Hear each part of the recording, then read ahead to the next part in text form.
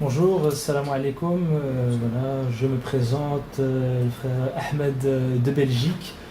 Au stade de Metmati Mamar m'a fait l'honneur de m'accueillir dans son bureau afin que je puisse l'interroger ici même à Paris. Tout d'abord, je te remercie.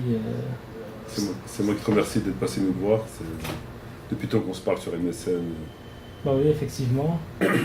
Et aujourd'hui, bon, on a l'occasion de se voir pour la première fois. Et J'espère que c'est pas la dernière. ah ben, j'espère bien. Du moins, il y a toujours énormément de sujets à aborder. Et donc, de toute façon, on aura encore l'opportunité de pouvoir faire ce genre de rencontres et de vidéos et les faire partager ainsi aux personnes intéressées, aux musulmans et aux non-musulmans. Qui s'intéresseraient de près ou de loin à l'islam. Voilà, alors, Mehmati, j'ai quelques questions toutes droit venues de Belgique. Toute fraîche. Voilà. Alors, en t'observant, à travers les vidéos donc, que tu postes sur Internet, les livres que tu édites et que tu envoies gracieusement aux gens qui te le demandent, tu abordes énormément de sujets. On peut voir derrière toi certaines couvertures par rapport au... C'est mes préférés. Ben voilà. Par rapport au Tarawih justement, donc la prière innovée, donc cette prière donc, que les musulmans prient donc, durant le mois de Ramadan et que tu remets en question. Pour toi, bon, c'est carrément une innovation. Blâmable. Il y a aussi Tariq Ramadan aussi, je ne sais pas si on la voit à la caméra, la couverture. Un imposteur du XXIe siècle. Un imposteur du XXIe siècle. C'est un vieux livre maintenant, il y a plusieurs années. Voilà, donc j'imagine qu'il est encore d'actualité. Plus que jamais. Voilà. Et tu as abordé d'autres sujets en rapport avec le chiisme, chose dont tu as d'ailleurs souvent considéré comme étant chiite. Bon, maintenant la question n'est pas de savoir si tu l'es ou pas, on va pas te reposer cette question, je pense que cela n'intéresse personne et que finalement c'est le fond qui doit ressortir de la discussion. Tu as abordé des questions concernant Omar ibn al-Khattab, donc par rapport à certaines innovations dont Tarawih, hein. Donc tu as écrit un livre, L'ignorance des savants, hein, qui est consacré donc, en partie ou en majorité en tout cas à Omar ibn al-Khattab, à ces innovations. Tu as abordé d'autres sujets, l'islam de France. Voilà, l'islam Made in France, c'est le titre exact de ton livre. Et d'autres que les gens peuvent retrouver sur ton site, donc c'est www.editionles12.com. Maintenant, je pose une question. Il y a énormément de débats dans la communauté musulmane. Comme je t'ai dit, je viens de Belgique. Ici en France, j'imagine que ça doit être aussi le cas. Énormément de conférences, énormément de papiers, de livres, d'articles écrits sur l'islam, à tort et à raison. Donc ça part un peu dans tous les sens. Et moi, je me dis, en tant que musulman lambda, si je peux me permettre, quel est le véritable problème? Pourquoi est-ce qu'on s'agite tant concernant l'islam? J'imagine que le problème, donc à mon humble niveau, j'imagine que le problème des musulmans, s'il y en a un, tu vas nous le dire, n'est pas celui de la prière innovée, donc la prière au Tarawih. J'imagine que ce n'est pas cette prière qui empêche les musulmans de se sentir en adéquation avec leur foi. Peut-être pas Ramadan. Hein. Ramadan, on peut l'écouter ou on ne peut pas l'écouter, on peut l'ignorer, hein, ou on peut même le contredire comme tu l'as fait. Donc, maintenant, ce genre de sujet, notamment même Omar ibn Khattab, donc par rapport à ce qu'il a fait ou qu'il n'a pas fait, qu'importe finalement, ça peut être intéressant d'un point de vue de la connaissance historique et d'un point de vue de la connaissance des hadiths, mais est-ce que c'est cela qui empêche le musulman aujourd'hui, comme j'ai dit, d'être en adéquation avec sa foi? Ou est-ce qu'il y a un problème précis que tu peux souligner pour nous et pour nos éditeurs, pour les spectateurs qui nous regardent? Un problème précis que connaissent les musulmans et qui les empêcherait justement de pouvoir s'affirmer et de témoigner de leur foi dans le monde.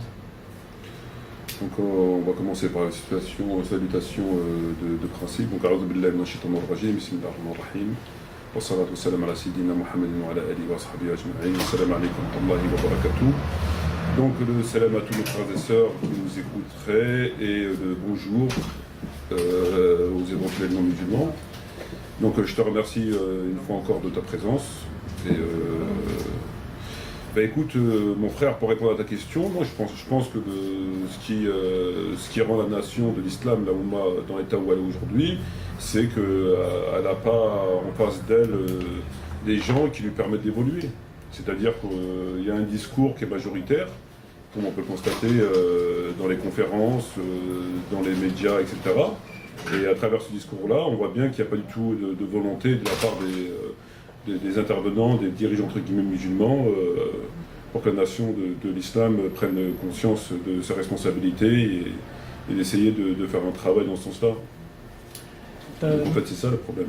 Mais est-ce que les communautés musulmanes, déjà on définira par après la communauté musulmane de quoi est-ce qu'il s'agit quand on utilise ce mot, c'est un terme qu'on utilise souvent, qui peut peut-être paraître impropre, mais tu viens de souligner que les musulmans ne sont pas bien encadrés. C'est beaucoup plus dire. Est-ce que pour que le musulman au niveau individuel se sente mieux en adéquation avec sa foi, il doit attendre le réveil de savants? Ou est-ce que non, il peut pas attendre le réveil de savants ou le réveil de qui que ce soit. Parce que quand tu es musulman, tu as quand même deux références. Et ces références-là, on a toutes les mêmes références, enfin en grande majorité en ce qui concerne les musulmans sunnites, entre guillemets. Et donc dans ces textes-là, tu as un certain nombre d'obligations, d'interdits, etc. Donc tu n'as pas besoin d'attendre qui que ce soit pour qu'il vienne te confirmer ce qui est déjà confirmé depuis longtemps. Donc selon toi, le musulman peut être sa propre lumière? En partie, oui, bien sûr. Sur l'essentiel, oui. Tu n'as pas besoin, t'as besoin de personne sur l'essentiel. Sur les choses qui sont évidentes, qui sont établies depuis toujours, tu as besoin de personne, bien sûr. Après, sur d'autres questions, on a toujours besoin de gens, on a toujours besoin de partager nos différentes analyses, etc. Mais sur l'essentiel, tu as besoin de personne. Est-ce que finalement, si le musulman peut réfléchir par lui-même, c'est ce que tu conseilles, on ne devrait pas remercier la Belgique, la France, les pays démocratiques, où on jouit de certaines libertés d'expression, d'enseignement et ainsi de suite? Est-ce qu'on ne devrait pas les remercier en parallèle évidemment aux pays du Maghreb dictatoriaux où finalement la liberté de conscience, la liberté d'enseignement, on ne peut pas consulter les livres qu'on souhaite, etc. On ne peut pas dire ce qu'on veut. Est-ce que quelque part, parce que j'entends souvent des critiques émises à l'encontre de la démocratie, des pays occidentaux et ainsi de suite, mais finalement est-ce qu'on n'est pas en train de gâcher un trésor? C'est un trésor. Enfin, on vit véritablement dans ce qui nous permet d'évoluer. Ben en fait, le discours qui consiste à dire qu'en Occident, en France, en Belgique, etc., tout est négatif, c'est faux. C'est faux et c'est même plus que ça, c'est complètement faux.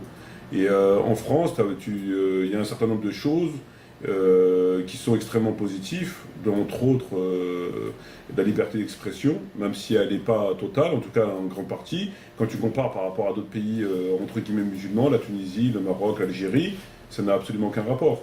Aujourd'hui en France, en tant que musulman, on te laisse écrire des choses, dire des choses que tu ne dirais pas le centième dans un pays arabe. Donc il faut reconnaître qu'en France et en Europe et dans d'autres pays, il y a des valeurs qui sont incontestables, il y a des valeurs qui sont complètement incontestables, il n'y a absolument aucun doute. Donc ce discours-là qui consiste à tout rejeter et constamment critiquer, ne pas voir aussi ce qui est positif, c'est un discours qui est erroné, qui est pas basé sur du sérieux. Ok. D'ailleurs, il faut quand même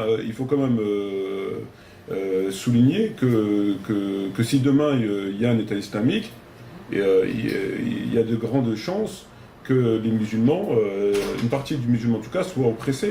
Puisque, alors aujourd'hui, il y a un certain nombre de sectes. Donc, qui dit secte, dit quelque chose de fermé, une pensée fermée. Donc, si demain il y a un État salafi, il est clair que tous ceux qui ne sont pas salafis seront combattus et pas qu'avec des mots. Donc, par exemple, tu ne pourras pas constater, tu ne pourras pas dire qu'Omar ibn Khattab s'est trompé. Ce sera interdit et plein d'autres choses. Donc c'est aussi un danger qui guette les musulmans, parce qu'aujourd'hui on critique l'Occident, on critique la France parce que c'est pas un État islamique, et parce que ceci, parce qu'il y a un certain nombre de choses qui sont pas très morales, etc. Mais il faut pas croire que demain, avec la naissance d'un État islamique, ça sera forcément mieux. Donc un État islamique actuellement, ce serait une catastrophe. Malheureusement, il y a plus de chances que les musulmans soient oppressés et davantage oppressés qu'ils ne le sont en France et actuellement en Occident. Ça, parce que c'est bien beau de parler d'islam, c'est bien beau de parler du prophète, et ça c'est la forme. Mais quand tu vois quand tu vois le comportement des musulmans, ils ont absolument rien, ils passent leur temps à s'injurier et à se critiquer. Donc il y a de fortes chances que si demain ces gens-là ont un État, ben, je pense que beaucoup de musulmans souffriront. Est-ce que, en t'écoutant, est-ce que la solution pour les musulmans aujourd'hui ne serait pas un État laïque, c'est-à-dire dans un cadre où tous les courants pourraient s'exprimer? En fait, sans qu'il y ait un rapport de force? Non, non. Dire un État laïque, c'est-à-dire qu'il faut séparer le pouvoir religieux et l'État. C'est-à-dire que d'un côté, il y aurait l'État qui exercerait son activité à travers les lois, etc. Et de l'autre côté, il y aurait la religion qui se cantonnerait aux mosquées et aux réunions familiales, etc. Et ça, c'est quelque chose qui n'est pas acceptable. Cette conception de la religion n'est pas acceptable dans la mesure que le Coran renferme un certain nombre de lois, qui soient pénales, qui soient civiles, qui soient commerciales, qui soient morales, etc. Et pour mettre en application ces lois, elles peuvent être mises en application et respectées que par l'intermédiaire d'une autorité, donc d'un État. Donc on ne peut pas séparer... Mais si cette autorité est salafiste, justement. Non, mais donc le problème, on ne peut pas dénaturer la religion parce que il y a un groupe, un certain nombre de personnes qui risquent d'imposer des choses qui ne sont pas acceptables. On ne peut pas. C'est-à-dire qu'on va d'une erreur à une autre erreur. Donc on ne peut pas remédier à ce problème-là en disant, par crainte qu'une autorité musulmane ne soit pas conforme au texte et qui a fait subir un certain nombre de choses aux musulmans. Donc à partir de là, on va transgresser une loi établie par Dieu à cause de ça. C'est pas acceptable. Mais qui considère que la loi n'est pas appliquée correctement? C'est-à-dire? C'est-à-dire que si maintenant on considère ce on, de qui s'agit-il quand on dit si on considère qu'un groupe n'applique pas la loi avec rigueur, c'est-à-dire la loi islamique en tant que telle. Oui. Est-ce que ce n'est pas finalement un autre groupe qui s'exprime à la place donc, du groupe, par exemple salafiste? Est-ce que ce n'est pas un groupe qui s'exprime, un autre groupe qui pourrait lui aussi exercer une pression? Non, il y a ce risque-là. Mais nous, alors d'aujourd'hui, on parle de ce qui est évident. De ce qui est évident, ça veut dire quoi? Ça veut dire que les gens n'auront plus le droit de s'habiller comme ils le souhaitent, mis à part une tenue qui est répréhensible en islam. Donc ça, c'est évident, c'est condamné par l'islam, on ne parle pas de ça. Ils ne pourront pas parce qu'ils auront estimé qu'on doit s'habiller tous de la même façon. Ça fait partie de la sunna. Ils n'auront pas du tout de liberté de penser, ils n'auront pas de liberté, ils n'auront aucune liberté. Tout sera régi de telle manière, ils n'auront strictement aucune liberté. Dire qu'un compagnon s'est trompé, tu n'as pas le droit. Donc plein de choses similaires, ces choses-là ne sont pas acceptables. Puisque ça va à l'encontre de la religion, ça va à l'encontre des textes. Et que fais-tu lorsque donc tu as ta position, effectivement, où tu demandes une certaine liberté, mais me semble-t-il, ici il s'agit d'un État islamique. État islamique veut dire composé de musulmans en majorité, et pour les musulmans et géré par les musulmans. Bon. Maintenant, tu as un avis, un autre a un avis, et un autre a un avis. Et plusieurs personnes ont des avis. Il y a des groupes différents, etc., un peu comme on connaît en France et en Belgique. Non, mais le problème de ce qu'on parle là, on n'est pas en train de parler d'un avis. Un avis, si c'est qu'un avis, il faut justement en débattre. Quand il s'agit d'un avis, quelque chose qui n'est pas fondé, ou qui a plusieurs interprétations possibles, ou plusieurs lectures. Là-dessus, on est d'accord, on peut. Mais sur des choses qui sont établies, il n'y a pas d'avis à apporter ni de moi, ni de toi, ni de personne. Par exemple, on va prendre l'exemple, je ne sais pas moi, je prends le Bukhari et je vais dire que Omar ibn Khattab s'est trompé. C'est écrit noir sur blanc. par exemple. C'est un simple exemple. Tous les musulmans ont le droit de le constater. Donc qu'un groupe au nom de la religion vienne et dise que ce que tu fais c'est une insulte ou je ne sais pas trop quoi, c'est pas un avis. Puisque c'est écrit et c'est dans des livres de référence. Donc à partir de là, tu as le droit, tu es en devoir de lire ce livre et de dire ce que tu découvres. Tu as le droit. Sans tomber dans l'insulte, sans tomber dans la critique, sans tomber dans la suspicion. Ça, c'est pas un avis, c'est une évidence. Mais, tu comprends? Il faut bien faire la part des choses entre ce qui la religion permet de façon claire. Un autre exemple, l'islam n'a pas établi des lois sur tout. D'accord? Il y a des choses qui sont laissées à la propre appréciation des musulmans. Parce qu'à cette époque-là, ça n'existait pas, etc., etc. Donc, pour cette raison, à l'heure d'aujourd'hui, il y a des choses qui ne sont pas légiférées. Ces choses-là, ça peut devenir des sujets de débat. Pourquoi? Parce que Dieu ne s'est pas prononcé dessus, le prophète ne s'est pas prononcé dessus, donc il faut laisser les musulmans libres de réfléchir sur ces sujets-là. Parce qu'il n'y a aucune loi établie sur ça. Donc là, l'avis, il est accepté. C'est une démocratie, en fait. Et sur des choses qui ne sont pas établies, je ne sais pas si toute la masse populaire aura la possibilité de décider, mais en tout cas, l'élite, les gens qui sont dans le domaine de la recherche et de la religion, doivent en débattre, puisque c'est des choses qui ne sont pas établies. À partir du moment où elles ne sont pas établies, c'est à libre appréciation c'est comme la tenue vestimentaire. Aujourd'hui, on prétend que le musulman doit s'habiller de telle façon, de telle couleur, etc. Ça voudrait dire que Dieu a révélé des versets sur le prêt-à-porter. Alors que c'est pas vrai. Donc, au niveau de la tenue vestimentaire, ce que Dieu ordonne, c'est que la tenue soit décente, etc.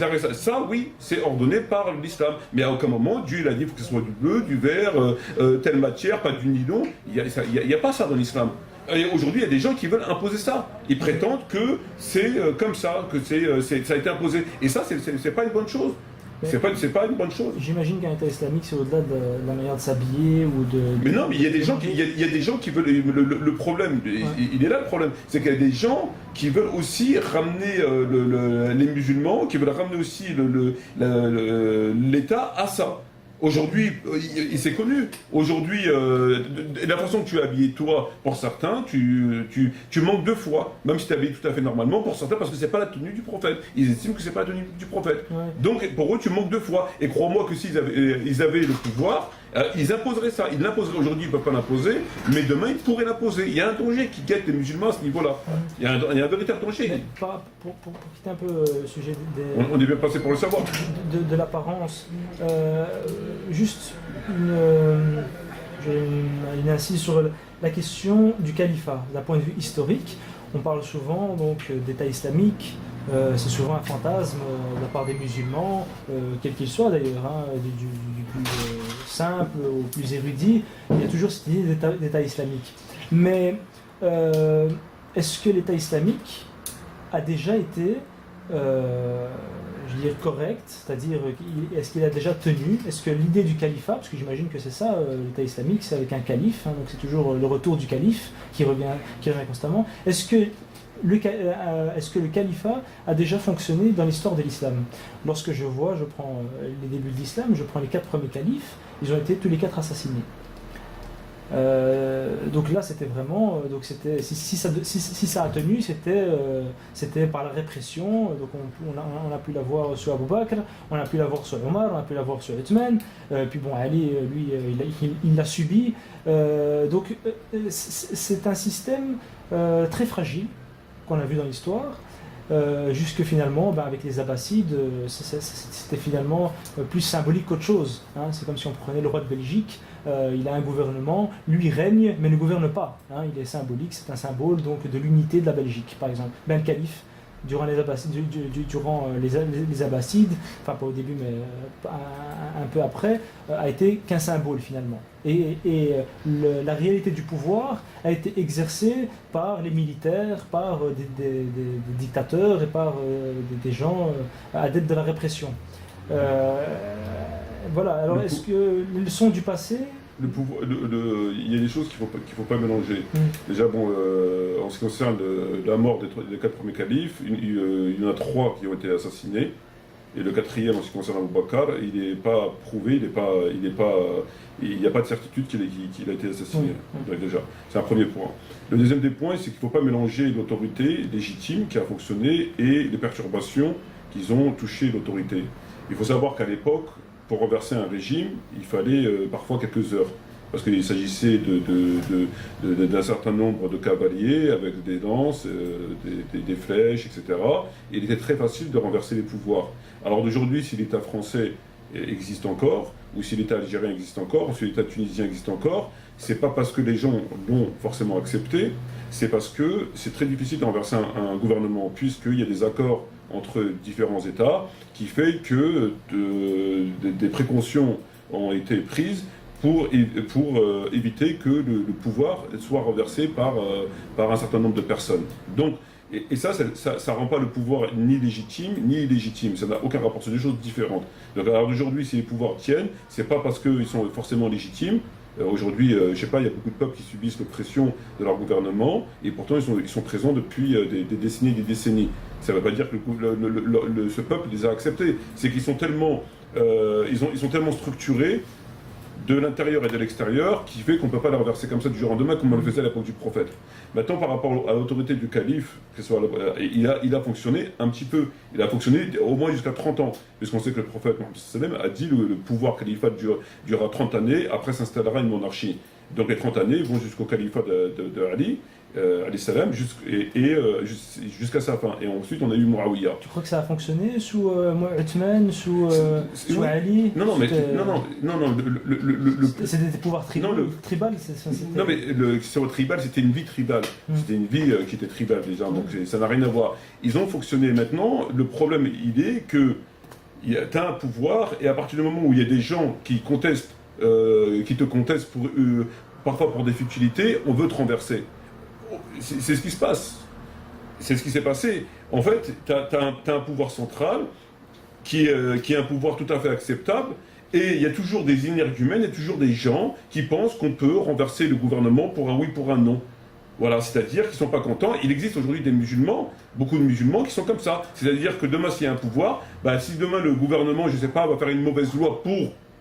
vont-ils, eux, l'estimer? Ils vont estimer aussi qu'il faut le renverser. Et donc, s'ils en ont les moyens, ils le renverseront. Et ça, ils vont en faire tous les 2 jours. Alors, ça sera 2 jours après ça, notre gouvernement. Et si ce gouvernement-là va faire un faux pas, ou en tout cas va être interprété comme un faux pas, il y aura d'autres gens qui vont venir le renverser.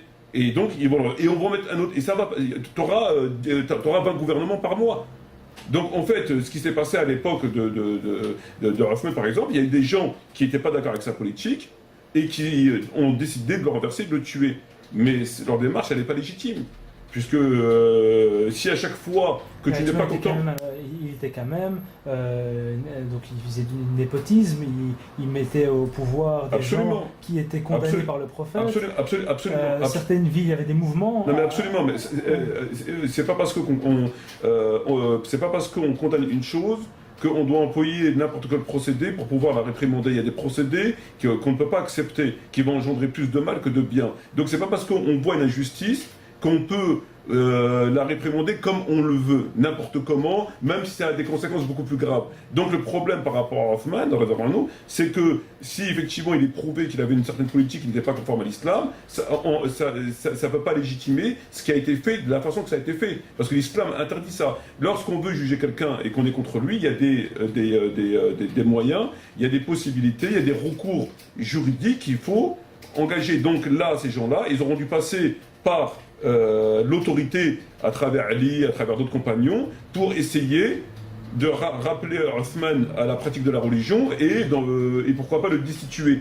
Mais ce qu'ils ont fait en rentrant chez lui, en l'assassinant et en faisant ce qu'ils ont fait, nul ne peut se rendre justice tout seul. On est obligé, lorsqu'on constate quelque chose, de passer par le canal de la justice. C'est comme ça. Parce que sinon, ça autorise tout le monde. Alors moi, je ne suis pas d'accord avec un tel, donc j'aurai le droit de tuer. Toi, tu n'es pas d'accord avec un tel là-bas, tu auras le droit de tuer. C'est l'anarchie. Ça ne fonctionne pas comme ça. Nul ne peut se rendre justice tout seul. Il y avait des logiques tribales à l'époque de Othman. C'est ce qui a créé certains mouvements de mécontentement.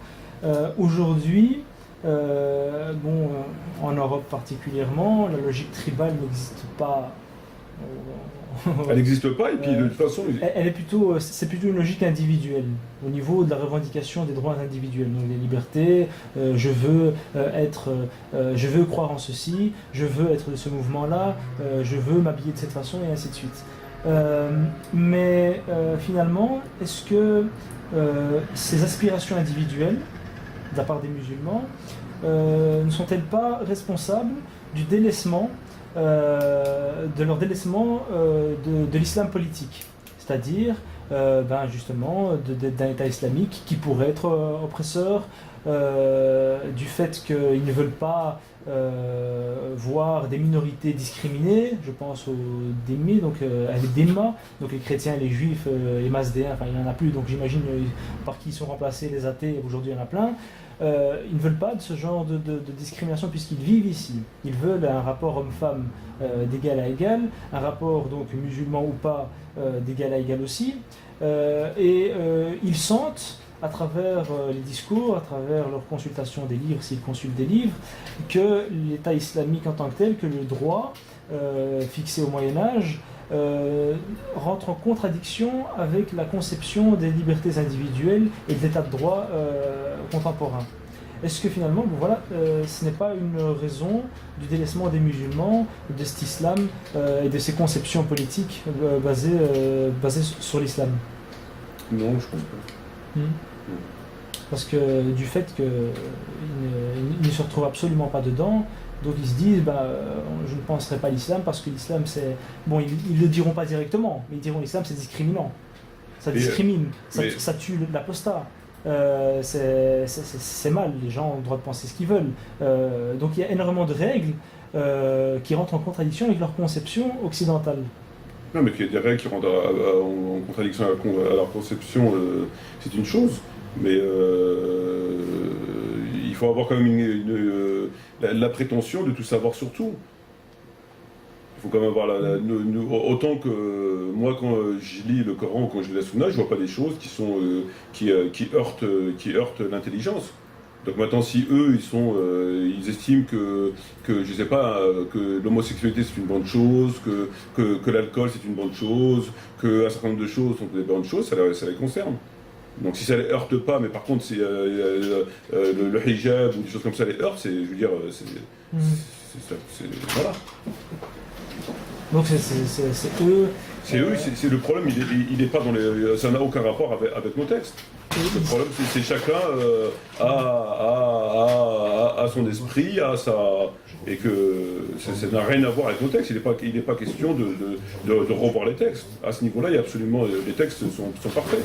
Donc les musulmans doivent aujourd'hui faire un effort intellectuel qui va les ramener dans le passé. Mais il y a des choses qui sont valables en tout temps. Il y a des choses qui sont contextuelles. Et les musulmans doivent les analyser et doivent apporter un certain nombre de réformes lorsque la réforme est acceptable. C'est tout à fait normal. C'est absolument normal. Il y a beaucoup de choses qui sont dans le code du travail, dans le code pénal, qu'on peut réformer parce que on vit dans une autre époque. Mais il y a des choses qui ne sont pas réformables. Tout n'est pas réformable. Aujourd'hui, c'est pas parce qu'on vit au XXIe siècle qu'on doit dire qu'il doit y avoir 21 dieux. Il y a eu un dieu, la question elle doit être analysée. Il y a des choses qui sont propres au contexte. Et donc il n'y a absolument aucun problème, on peut les revoir, on peut apporter une critique par rapport à ça. Il y a des choses qui ne sont pas propres au contexte, qui ne bougeront pas jusqu'à la fin des temps. C'est comme ça. Parce qu'on peut imaginer, tu regardes un peu les étudiants dans les universités, qui prient, qui vont à la mosquée, mais à côté, ils retournent dans le monde, à la sortie de la mosquée, ils retournent dans le monde réel, et ils s'aperçoivent qu'ils font de l'économie, par exemple, ils font de l'économie à l'université, ils se disent mais il n'y a pas d'économie musulmane, il n'y a pas une idée de l'économie il ne peut pas y avoir d'économie musulmane parce qu'il n'y a pas d'État musulman, encore faudrait-il avoir une économie, au moins l'idée, un État pour avoir une économie. Au moins l'idée d'une économie, parce que j'imagine s'il y a un État, il faut une économie instantanément, mais là aujourd'hui, il y a, me semble-t-il, il n'y a aucune avancée sur ce point. Mais il n'y a pas d'État, c'est normal. Mais on ne doit pas attendre que l'État arrive pour penser. Il ne s'agit pas que de penser. Il faut être connecté aussi avec le monde dans lequel tu vis. À quoi bon réfléchir à une économie alors que tu es à l'opposé, tu es à des milliards de kilomètres de la possibilité de mettre en activité une économie. Donc il est là le problème. Alors aujourd'hui, les musulmans, ils n'existent pas sur le plan politique, sur le plan militaire, sur le plan commercial, sur le plan etc. Donc il y a des choses qui sont beaucoup plus proches de leurs possibilités, qui doivent essayer d'exploiter et de mettre en activité, que de parler d'une monnaie ou de parler d'une chose qui est extrêmement loin, qui n'est pas envisageable. Mais du moins à ceux qui veulent penser. Mais il y en a des gens qui sont capables de penser, qui veulent penser, mais bon, voilà, les outils aujourd'hui ne sont pas aussi rigoureux que les outils occidentaux, à savoir par exemple des idées, la critique du capitalisme, par exemple avec Marx, ou des livres d'Adam Smith sur le libéralisme. C'est des livres majeurs, des livres extrêmement détaillés, rigoureux, cohérents dans leur pensée évidemment, et qui attirent l'attention des musulmans. Qu'ils les lisent et qu'ils prennent ce qu'ils estiment être conforme à la religion, qu'ils laissent le reste. Mais quand on ne sait pas évidemment ce qui n'est pas conforme et ainsi de suite, il y a quand même... on prend tellement ce sont des idées extrêmement bien construites, même au niveau, de la philosophie. Ça rentre dans le débat d'idées. C'est un débat qui est ouvert, il faut laisser les gens débattre. Une chose, comme j'ai dit tout à l'heure, une chose qui n'a pas été légiférée par le prophète ou par Dieu ou par le prophète, rentre dans le cadre du débat, et les gens ont le droit d'y réfléchir, et chacun a le droit de ramener sa réflexion, puisque c'est pas une chose qui a été... donc ça rentre dans le cadre du débat. Tout dans l'islam, il n'y a pas que l'obligation et l'interdit. Il y a l'obligation, il y a l'interdit, il y a le recommandé, il y a le blâmable, il y a le réprouvé, il y a l'islam n'a pas légiféré jusqu'au moindre détail. D'accord. Donc ce qui fait partie du débat d'idées, et c'est existant, il faut laisser les gens la liberté de pouvoir réfléchir vraiment comme bon leur semble. C'est pas imposable. Là où l'islam impose, c'est des choses qui sont clairement établies et qui sont imposées. À partir de là, tu ne peux pas... il est hors de question de venir et d'essayer de remettre en question des évidences, des choses qui sont parfaitement établies. Encore faudrait-il le prouver qu'elles sont établies. Parce que comme on a vu par rapport à Tarawih, on nous a constamment dit que c'était une chose complètement établie. Il s'avère que quand tu recherches, c'est complètement faux.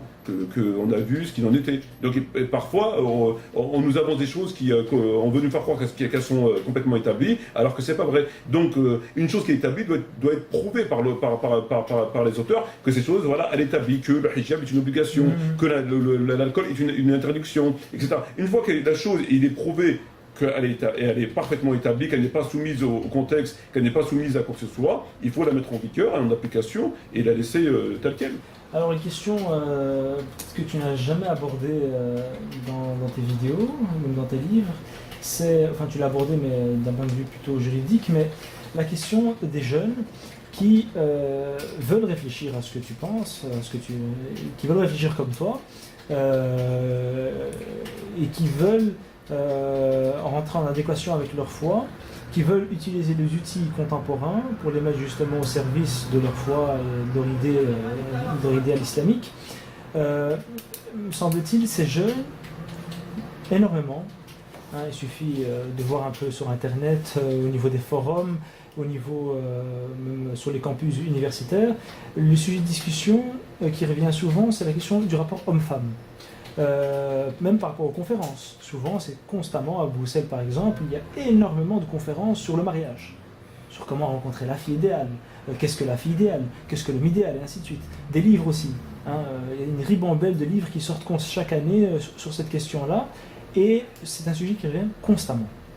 Et ça empêche, finalement, l'avancée correcte du débat et de la réflexion. Je ne dis pas que ça empêche complètement, mais au moins, ça l'ampute. Donc ça perturbe la réflexion. Les jeunes aujourd'hui, il y en a énormément qui sont frustrés sexuellement, on parle sexuellement, affectivement et ainsi de suite, qui n'arrivent pas à entrer en contact avec l'autre sexe. Pourquoi ? Parce qu'il y a une contrainte religieuse. Une fois qu'il pose la question, on prend un adolescent, un jeune étudiant qui vient d'arriver à l'université, il a 18-19 ans, il voit le monde dans lequel il est, il se dit mais moi je dois faire quelque chose. Je suis pas marié, j'ai pas les moyens, je n'ai pas la tête à ça d'abord. Mes parents ne veulent pas que je me marie et même si il faut que je la trouve encore et c'est difficile de la trouver. Enfin bref, énormément de contraintes, de questionnements et ainsi de suite. Et entre-temps, le désir fonctionne. Hein. Il y a un désir qui vient, un désir naturel que Dieu nous a donné. Voilà. Et ça, je dirais, la solution qui est donnée par les savants, lorsqu'on les interroge dans les mosquées ou dans les conférences, c'est à chaque fois dit autrement, mais c'est trois choses qui reviennent constamment. C'est patiente. Donc patiente. Inna Allah as-sabirin. Donc voilà, Dieu est avec les patients. Deuxièmement, c'est si la patience te dépasse, tu dois jeûner, hein, parce que le jeûne pourrait te protéger donc, de tes passions. Et troisième solution, donnée par certains juristes réputés et qui ont fait preuve ici de faire, si on veut, du moindre mal, ont conseillé le recours à la masturbation. C'est ces trois solutions que l'on donne aujourd'hui aux jeunes qui ont des problèmes de sexualité et ainsi de suite.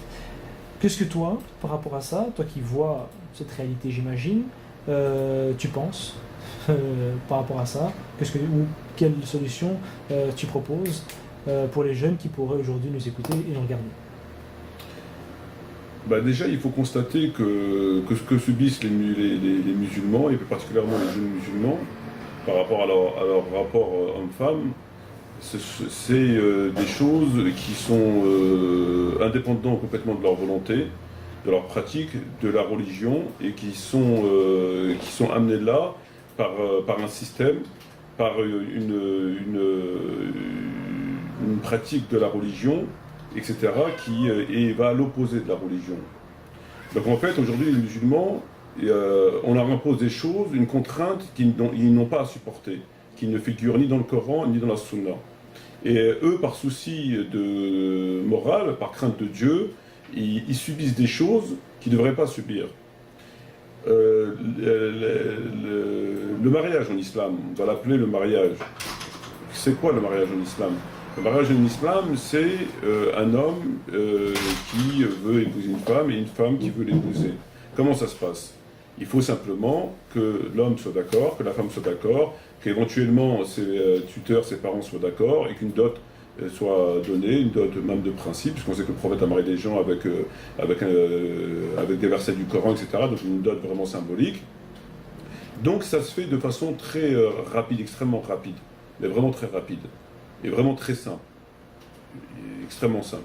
Alors d'aujourd'hui, dans les traditions arabes, marocaines, algériennes, tunisiennes, etc., lorsqu'un jeune musulman veut se marier, il faut qu'il ait pas mal d'argent, il faut qu'il ait un domicile, il se heurte à des critiques de la part de sa belle famille, de sa mère, de sa belle-mère, etc., etc. Ça devient vraiment, pratiquement, c'est un parcours du combattant. Et ces choses-là que le musulman subit dans cette démarche-là ne sont pas légitimes. C'est quelque chose que Dieu n'a pas imposé. Alors il est confronté à, d'un côté ça, donc tous les tracas qui émanent de gens qui n'ont pas du tout le souci de faciliter la chose aux musulmans, parce qu'ils ont d'autres centres d'intérêt, comme, je sais pas moi, le nationalisme, ou l'argent, ou enfin des choses comme ça, ou parfois même la jalousie. Et il est, d'autre côté, il est quelque part emprisonné par un principe dans l'islam qui veut que Dieu interdit toute relation extra-conjugale. Alors là-dedans, comment il fait? C'est une soupe. Oui, donc ce qui se passe, c'est que on n'a pas à subir tout ça, et qu'il faut s'efforcer de mettre avant tout assouvir son besoin naturel, qui est la priorité. La priorité, c'est pas de subir ces choses-là au nom de la religion. La priorité, c'est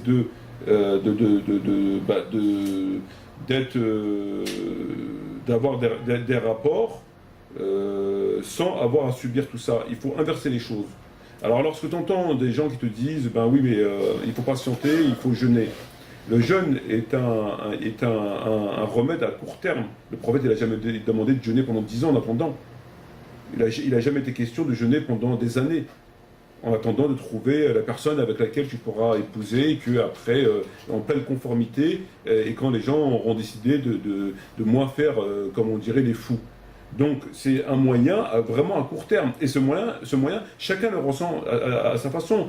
Toi, le jeûne, il aura un effet sur toi, qui va peut-être un petit peu juguler ton besoin, alors que sur d'autres personnes, il ne va rien juguler du tout. Il va juguler d'une autre façon.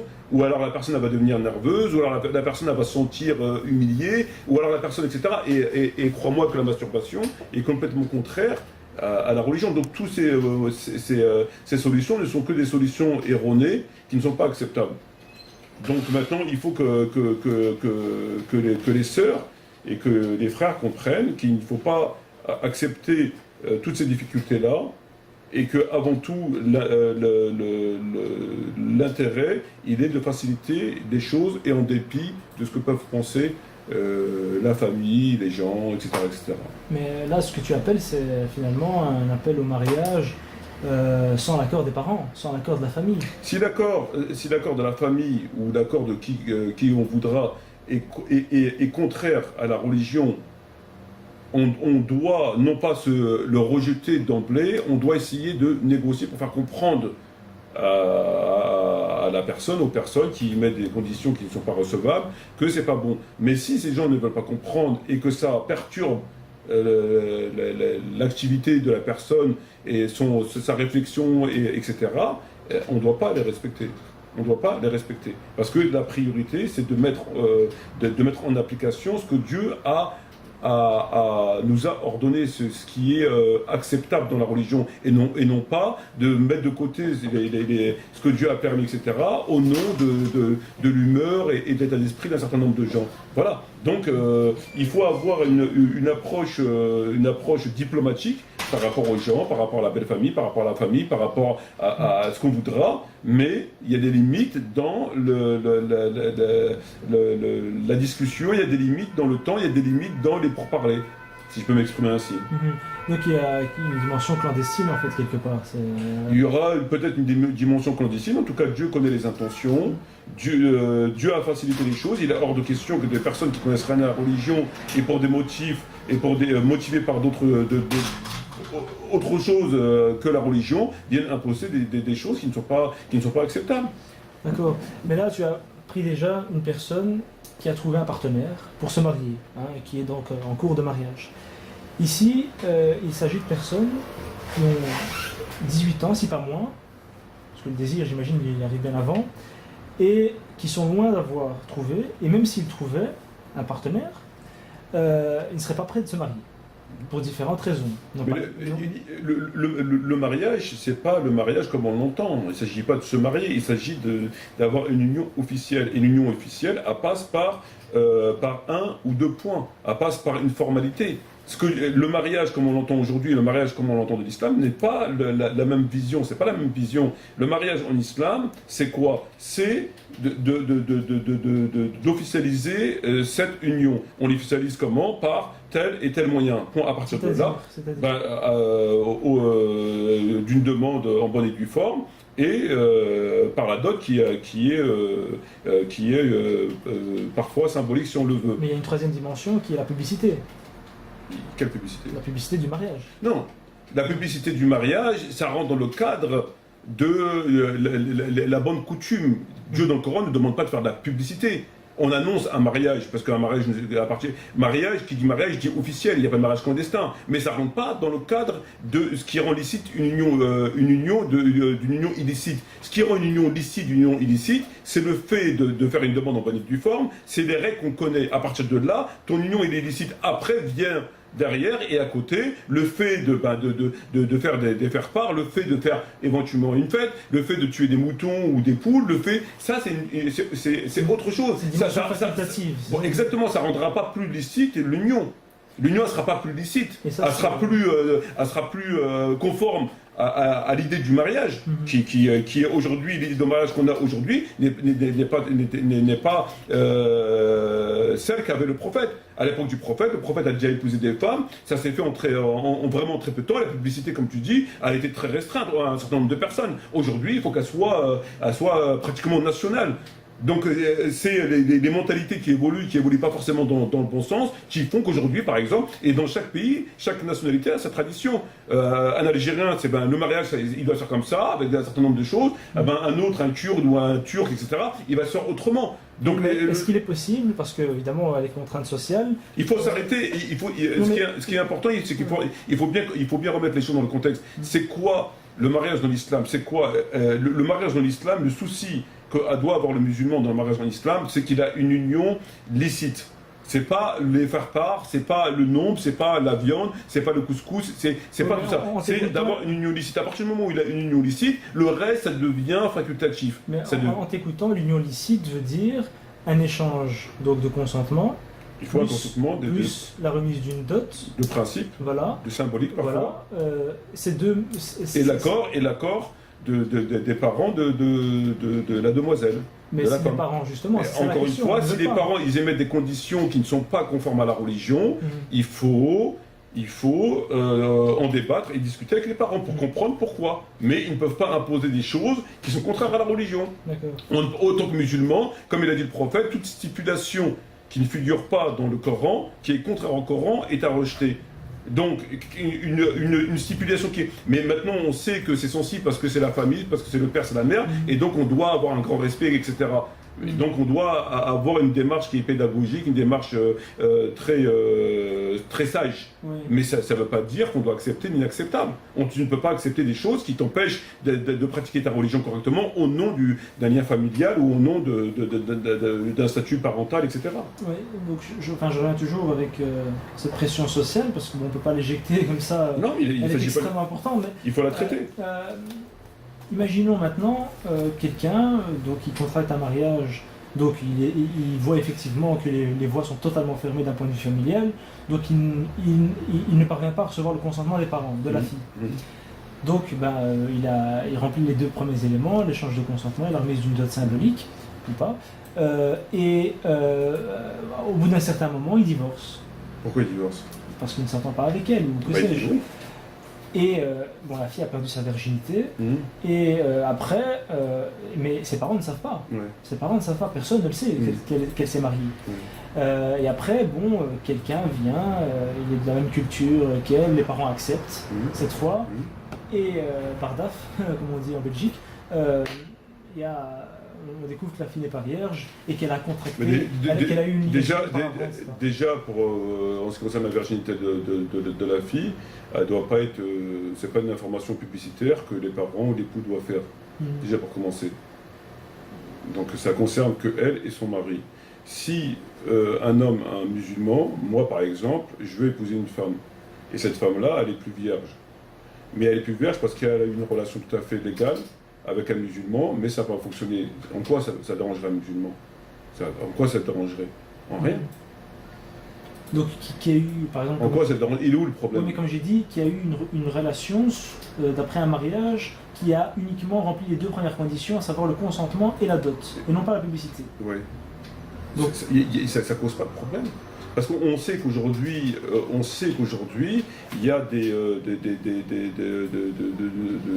gens, des Arabes, des musulmans qui n'ont pas compris la religion correctement, et puis pour d'autres raisons, qui imposent des choses qui ne sont pas acceptables. Donc on sait que cette situation-là, beaucoup de gens la rencontrent et la vivent. Mais donc ça peut choquer. Ce que tu dis en ce moment peut choquer culturellement. Notamment cette vision du mariage que je n'avais jamais entendue d'ailleurs, qui consistait, d'après toi, donc, à remplir les deux premiers points, si évidemment il y a une contrainte sociale. Non, c'est pas ça. Il faut bien faire la part des choses. Ouais. Il faut bien faire la part des choses entre. Il ne s'agit pas de remplir 2 points, 3 points ou 5 points. Il s'agit bien de comprendre dans l'islam ce qui est obligatoire. Ce qui est obligatoire. Et voilà, il faut bien comprendre après ce qui est facultatif, etc., etc., etc. C'est deux choses différentes. C'est deux choses différentes. Ce qui est obligatoire, c'est telle et telle chose. Si maintenant des parents s'interposent pour des raisons qui ne sont pas légitimes, leur position, elle est pas légitime et donc on n'est pas obligé de l'accepter. Il ne s'agit pas de parler de points. C'est comme ça, ce qui est obligatoire, c'est telle chose. Après, ce qui est facultatif, c'est telle autre, etc. La publicité du mariage n'est pas une obligation. Il faut bien faire la part des choses. Il faut bien faire la part des choses. C'est quoi qui est obligatoire dans l'union entre un homme et une femme? À partir de quand leur union est, aux yeux de la religion, licite? Okay. À partir de quand? Voilà, c'est ça qui nous intéresse. Après, le reste, c'est encore autre chose. Il ne faut pas tout mélanger, il ne faut pas tout mettre sur le pied d'égalité, il ne faut pas tout confondre, comme le fait de faire une fête, oui, mais il ne faut pas tout confondre. C'est quoi qui est obligatoire? Voilà, c'est quoi qui est obligatoire dans une union?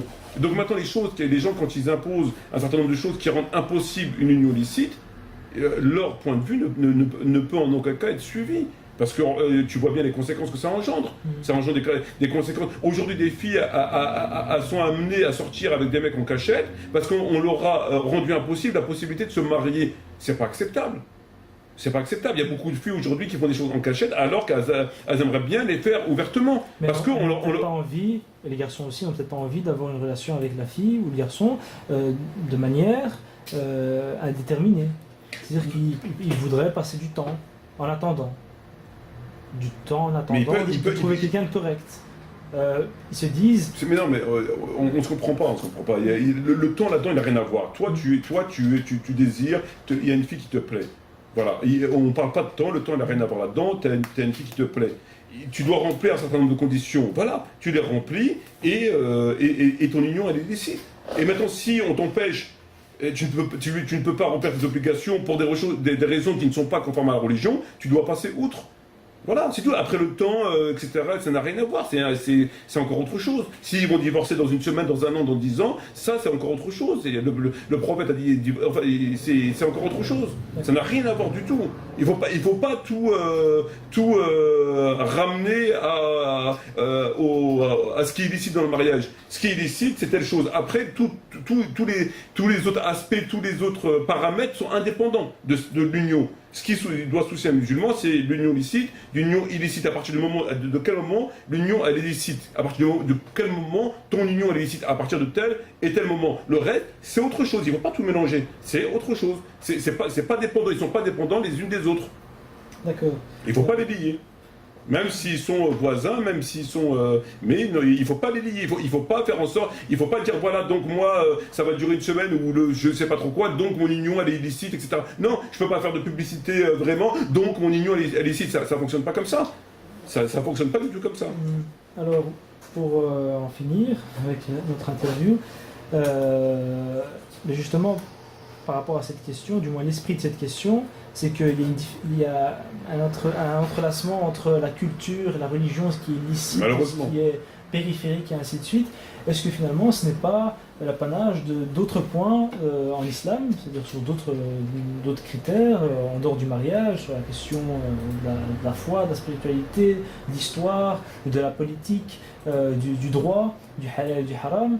Est-ce que là aussi il n'y a pas des divergences extrêmement importantes? À chaque fois on a l'impression que ça part dans tous les sens. L'un a dit ça, l'école telle a dit ça, l'autre école a répondu, le savant d'Arabie Saoudite a répondu au savant d'Égypte, le savant d'Égypte qui s'est fait contredire par le savant d'Occident, et ainsi de suite. On peut voir ça soit à la télé ou sur Internet. Et toi aussi, bon, tu participes de ce cafouillis quelque part. Bien sûr. Moi, je me pose une question, c'est est-ce que c'est ça l'islam? Est-ce qu'on est condamné à vivre une religion pareille, si je peux me permettre? Ou est-ce que finalement, question qu'il faudrait quand même poser, mais qu'on ne se pose pas, c'est l'islam existe-t-il finalement? Ça, c'est ma question. L'islam, il existe avec malheureusement toutes ces lectures. Lorsqu'on sait que le Coran a été révélé et qu'il s'avère que dans le Coran, il y a une difficulté énorme à le comprendre par rapport au fait que il y a des versets qui peuvent être contextuels, d'autre part, il y a des versets qui sont abrogés, mais qui sont dans le Coran, comment les reconnaître, comment les savoir. Est-ce que ce verset est abrogé? Est-ce que tous les savants ont désigné et connaissent tous les versets abrogés? Est-ce que parmi les versets qui ont été abrogés, qu'on prétend qui ont été abrogés, peut-être qu'ils ne sont pas tous abrogés? Et dans le hadith, c'est encore pire. Donc, on a un problème au niveau de la source. La compilation du Coran n'a pas été faite par le prophète. Pourquoi il ne l'a pas faite? Puisque c'était quand même important. Pourquoi qu'il a fallu qu'Abu Bakr il la fasse? Alors qu'Abu Bakr, quand Omar ibn Khattab lui a proposé en lui disant fais la compilation du Coran, il a dit non. Je ne ferai pas la compilation du Coran car il est hors de question que je fasse une chose que le prophète n'a pas faite. Et quand ils ont fait la compilation du Coran, il s'avère que d'après des sources comme Bukhari, comme Muslim, comme plein de livres, ils disent que tous les versets n'ont pas été intégrés dans le Coran, notamment le verset sur la lapidation, etc. Donc il y a réellement un problème. Et le hadith c'est encore pire. Le hadith c'est le premier. Qui voulait, ils sont donnés à corps joint en écrivant des hadiths, en transmettant des hadiths, avec tous l'impossibilité de relater les propos du prophète et qu'ils a dit. Les premiers rapporteurs les plus connus sont du 4e siècle. Quand on vient 300 ans, 400 ans après rapporter des paroles du prophète, et sur un support oral, ça devient quand même assez dangereux, assez risqué. Voilà, exactement. Donc, il y en a réellement un problème au niveau de la source. C'est une évidence. Maintenant, mais là, en plus, tu rajoutes le Coran. J'imagine que c'est un prochain livre que tu vas bientôt éditer. Ouais. D'après ce qu'on peut en lire, plus ou moins, et entendre, d'après tes audios, c'est que même le Coran lui-même, alors qu'on estime que tous les musulmans, dans leur grande majorité, estiment que le Coran est unique et est le même pour tous, c'est la seule chose qui nous unit finalement, c'est la seule chose qu'on a en commun, c'est le Coran. Hein. Toi, tu viens, peut-être d'autres aussi, je ne sais pas, en nous disant, même ce Coran, qu'il est problématique. Même ce Coran, on pourrait le remettre en question, et ainsi de suite. Mais c'est pas moi qui viens, c'est ça fait partie de la Sunna. Tous les rapporteurs disent que tel et tel verset ont été révélés, ne sont pas dans le Coran, par exemple. Ouais. Tout le monde sait qu'il y a des versets qui ont été abrogés. Et beaucoup d'entre eux sont dans le Coran. Alors qu'ils sont abrogés, ils sont plus valables. Ils sont valables pour la lecture, mais dans l'application, ils sont plus valables. Comment les connaître? Qui a la prétention de connaître parfaitement tous les versets qui ont été abrogés, de les connaître par cœur? Personne.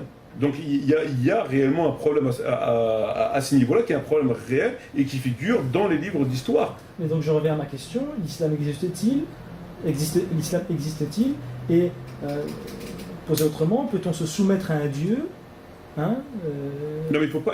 Peut-on se soumettre à un Dieu dans ce désordre? Non mais il ne faut pas tout caricaturer, il faut pas tout ramener au problème, des abrogés, au problème des divergences.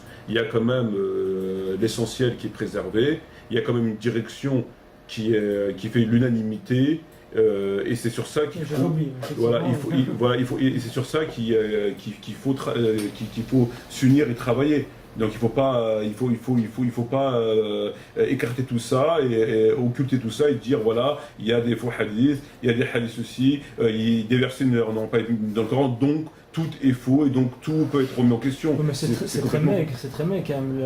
La Qibla, elle a même pour les musulmans, on est d'accord. C'est très maigre quand même pour je dirais, avoir une assise spirituelle, pour avoir un accord spirituel avec l'autre, un accord politique, etc. Bon, parce que l'islam, c'est comme on dit souvent, c'est la foi, c'est le spirituel et le temporel. Hein. Bon, lorsque ce spirituel-là lui-même est problématique, puisqu'il est basé sur les hadiths qui sont problématiques, comme tu viens de le dire, et maintenant avec le Coran, le temporel, même chose, donc on ne sait pas qu'est-ce qui est de l'ordre du politique ou pas. Le Coran est intégralement authentique. Le Coran qu'on a à l'heure d'aujourd'hui est intégralement authentique et tu peux t'as assez d'informations pour vivre en harmonie avec ta religion. Tu en as largement assez. Qui aujourd'hui pratique le Coran, même si on dit ceci ou même dit cela, personne. Les musulmans eux-mêmes, de par leur propre volonté, ne pratiquent pas l'islam. Mais un musulman, donc il faut pas essayer de prétendre que c'est un problème d'information et que c'est pas un problème d'individu. C'est un problème avant tout d'individu. C'est pas un problème d'information. Si tu veux, tu prends le Coran, tu as toutes les obligations qui ne sont pas respectées. Donc ça n'a rien à voir du tout avec le problème de dire, voilà, il y a des abrogés ou des choses comme ça, donc on ne sait pas, etc. Ça n'a rien à voir. Lorsque l'on se tourne vers Dieu, on se tourne vers le parfait. On a essayé de se tourner vers le parfait. Mais on ne se tourne pas vers Dieu, on se tourne avant tout vers le texte. C'est les textes qui nous ramènent à Dieu. On ne se tourne pas vers Dieu. On connaît Dieu comment? On connaît Dieu à travers le texte. À travers le texte. Donc on se tourne vers le texte, et c'est vers le texte qu'il faut appliquer pour se rapprocher de Dieu, avec toutes les complications. À partir du moment où l'on considère, quand on adhère à une religion, donc on adhère à l'islam, on adhère à la perfection de l'être humain, donc à l'union du divin et de l'humain ici sur terre. Bon, mais par l'intermédiaire, comme tu dis, du texte qui lui-même, il faut le définir, est problématique en soi. Oui, mais sur des choses mineures. Il est problématique sur des choses mineures. C'est comme le verset qui te dit ceux qui ont une maladie dans le cœur mettent le doigt sur des versets équivoques. Donc c'est exactement ce qu'on est en train de faire. Donc on est en train de mettre le doigt sur des questions équivoques. Alors que 95%, 99% des textes sont parfaitement limpides et d'ailleurs que personne applique. Donc il faut pas mettre le doigt uniquement sur les choses équivoques en disant bah tiens, il y a dans ce Coran-là des versets abrogés, est-ce que, il y en a combien, etc. etc. Et tiens, il y a aussi des versets qui ne sont pas mis comme versets d'application, et donc, voilà, donc je mets tout ça de côté, et tout est problématique. C'est faux, c'est complètement faux. C'est dans l'autre sens qu'il faut réfléchir, tout à 99% est parfaitement clair, néanmoins, il se peut que dans le Coran, il y ait des versets qui sont abrogés qu'on ne connaît pas, parce que c'est comme ça, et qu'il y a des versets qui ont été révélés, qui ne nous ont pas été mis dans le Coran pour X ou Y raison. Voilà, mais ça représente quoi? Ça représente 1, 2%. Mais on ne parle pas du Coran, on parle du corpus des hadiths. Le hadith, c'est notre histoire. Qui explicite le Coran. Non, bien sûr, on ne peut pas détacher le Coran et le prophète de l'islam. Mais le hadith, c'est une autre histoire. C'est un sujet beaucoup plus complexe. C'est une autre histoire. Avant tout, en tant que musulmans, référons-nous déjà au Coran, pratiquons déjà l'essentiel de ce que Dieu nous demande de pratiquer, et après, si on le veut, on pourra se tourner vers le hadith et discuter de ce qui est vrai, de ce qui est faux, etc. Mais aujourd'hui, on n'est même pas au début. Donc déjà, si on est de bonne foi, on devrait déjà passer par là, et puis ensuite continuer, essayer d'avancer. Mais on n'en est même pas au début. Donc c'est quelque part, c'est pas sérieux. Alors, c'est pas sérieux. Pour finir, sur une note un peu plus pratique, lorsque il s'agit maintenant, il y a des enjeux politiques, ici en France, en Belgique, sur des points précis, que ce soit dans le passé sur pour ou contre la guerre en Irak, pour ou contre la guerre en Afghanistan, pour ou contre telle et telle position, le foulard et ainsi de suite. Donc c'est des positions qui regardent directement ou indirectement les musulmans. Et je dirais, ou la Palestine aussi, je dirais, est-ce que on ne devrait pas lancer un discours du type assez, comment dire, unioniste, c'est-à-dire que les musulmans et les non-musulmans doivent s'unir ensemble, donc il doit y avoir une alliance pour pouvoir passer certaines lois. C'est-à-dire qu'on s'unisse avec des athées, qu'on s'unisse avec des communistes, qu'on s'allie avec des socialistes, des libéraux et ainsi de suite, pour faire passer justement certaines lois, pour faire valoir certains droits, puisque on sait qu'on a besoin d'un rapport de force. Si cette union ne comporte pas une transgression à un texte authentique, à quelque chose d'établi, pourquoi pas? Si c'est une démarche qui ne remet pas en question, qui ne va pas à l'encontre d'un texte, et plus particulièrement d'un texte de base, pourquoi pas? Maintenant, s'il s'agit de faire une union, comme il s'agit de dire aux musulmans de voter parce qu'ils doivent participer à la vie, etc. Et puis que Bayrou, par exemple, est moins anti-islam que Sarkozy, etc. Et tout le débat qu'on connaît très bien. Néanmoins, lorsque tu votes, ce vote-là, lorsque tu l'analyses, tu te dis, je vais voter pour un candidat qui est moins islamophobe, etc. Ok. Ce candidat, qu'est-ce qu'il va faire? Il va apporter quoi de concret à la religion, de choses positives? Il va apporter à peine des détails. À peine. Par contre, il passera la totalité de son quinquennat à faire des choses qui ne sont en contradiction avec la religion. Et là, c'est pas un bon marché. C'est pas un bon marché. Parce qu'il fera rien pour la religion, ou alors vraiment des détails. Mais vraiment des détails. Et à contrario, il va te faire pendant 5 ans, il va te faire tout ce qui est contraire à la religion. Donc si tu es musulman, tu ne peux pas accepter d'élire un homme ou une femme qui feront des choses contre ta religion. Mais imaginons par exemple, soyons pragmatiques, Enfin, je pense. qu'il y a un candidat qui se prononce clairement contre la guerre en Irak pour le retrait des soldats. Mais aujourd'hui, il va se prononcer contre la guerre en Irak et une semaine après, ou quand il va être élu, il va déclencher une guerre en Iran. Oui, Ce prétexte de bombe atomique, donc ça revient à quoi tout non, ça? C'est du charabia. C'est possible, mais maintenant, la réalité est telle que les forces occidentales, belges notamment, sont en Afghanistan. Donc les militaires français sont aussi en Afghanistan, bombardent constamment. Bah, ils le sont avec l'aide des musulmans, il ne faut pas l'oublier. Bah oui, mais est-ce que les musulmans eux-mêmes, quelque part, ne doivent pas participer au jeu démocratique?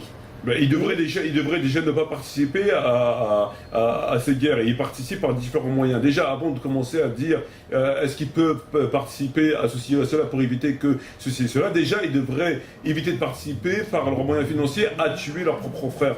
Déjà, ce serait déjà une bonne chose. Le problème, il est toujours que ce qu'on peut faire, on ne le fait pas, et ce qu'on ne peut pas faire, on essaie de le faire. Et ça, c'est un problème. Ce qu'on peut faire, ce qui est devant nous, on ne le fait pas. Et ce qu'on ne peut pas faire, ben on essaie de le faire. Alors il vaudrait mieux faire ce qu'on peut faire et puis essayer de faire ce qu'on ne peut pas faire. Voilà, et là on marcherait sur les jambes mais non pas sur la tête. Donc alors d'aujourd'hui les musulmans, qui le veuillent ou pas, sont complices indirectement de ce que peut subir pas toujours que des musulmans, il y a des gens aussi, des innocents tout simplement, qui subissent des injustices. Ce n'est pas forcément que des musulmans, parce que toute injustice est condamnée et condamnable. Il ne s'agit pas toujours que des musulmans, il peut y avoir des gens, je ne sais pas moi, au Rwanda il y a eu des massacres, on a fait en sorte de faire en sorte qu'ils s'entretuent, enfin bref, il y a pas mal d'histoires sur la question, et c'est pas forcément des musulmans, grâce, par la volonté de différents États, que les musulmans eux-mêmes financent par différents moyens. Donc il ne s'agit pas que de musulmans, il s'agit d'injustice tout simplement. Et l'injustice va de massacres à des lois, à des surtaxes, à plein de choses qui rendent pénible la vie des gens. Alors, on parle de musulmans, les musulmans, on parle de Oumma islamique comme au début. Que veut dire ce terme, Oumma islamique? Est-ce qu'il est réel? Alors, au large d'aujourd'hui, c'est une chose qui est bien irréelle, c'est bien la Oumma islamique qui n'existe pas du tout. Elle n'existe pas du tout, tout le monde le sait. Il n'y a pas de communauté islamique, proprement dite. Elle n'existe pas. Alors pourquoi continuer à discuter de ce qui n'existe pas? Parce que on parle du califat, on parle de la Oumma, on parle de plein de choses qui figurent. C'est comme si on parlait de la préhistoire, c'est dans les livres, on est là, on en parle, et puis voilà. C'est comme si on parlait de, je sais pas moi, c'est dans les livres, on en parle. Mais sur le terrain, on voit bien que la Oumma n'a aucune existence, absolument aucune. S'il y a une chose qui n'a pas d'existence aujourd'hui, c'est la communauté islamique. Alors, vraiment, c'est la dernière question.